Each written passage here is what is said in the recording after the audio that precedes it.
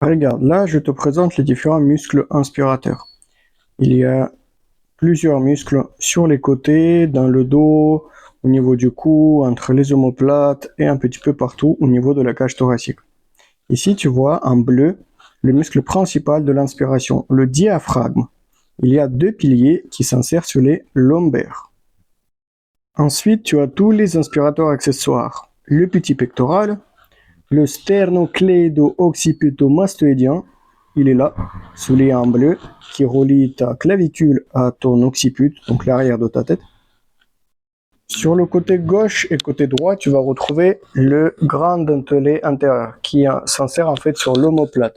Il va stabiliser aussi ton omoplate et t'aider à inspirer. Ensuite, tu retrouves les intercostaux, les muscles entre les côtes. Ils aident beaucoup à la respiration costale, autrement dit la respiration thoracique. Derrière ton dos, au-dessus des omoplates, tu as les muscles qui t'aident à inspirer par le haut de tes omoplates. En fait, ils ne s'insèrent pas sur tes omoplates, mais plutôt sur tes côtes. Et quand on zoome, ici, tu vas voir la première côte et tu as un petit paquet de muscles qui va soulever la première côte pour te faire inspirer. Regarde bien ici, tu as les côtes en bas qui s'écartent vers les côtés, ce qui va déployer les poumons et donc te faire remplir d'air. Et quand les muscles d'inspiration se relâchent, ça va redescendre ta cage thoracique naturellement. Donc l'expiration, elle est passive.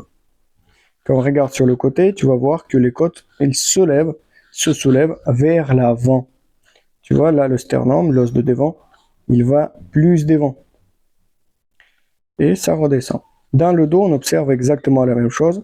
Les côtes s'écartent, ça prend plus d'espace, et c'est ce que tu peux sentir si tu poses les mains sur les côtés de ton corps et tu inspires dans les côtes en gardant le ventre à l'intérieur. Si on regarde un petit peu plus proche le fonctionnement de ton diaphragme, tu vas voir que lorsque tu inspires, là c'est la phase d'inspiration, le diaphragme descend, ce qui fait l'effet de parapluie et donc ça pousse tes côtes vers les côtés pour que ton corps inspire. Donc ça va remplir tes poumons d'air. Donc là, regarde bien. Le diaphragme se contracte, il redescend, puis il se relâche et l'expiration va se faire passivement.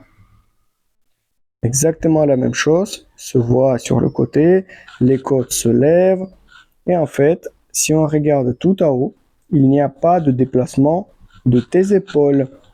Tu as une petite élévation de tes côtes, mais pas du tout de ton omoplate.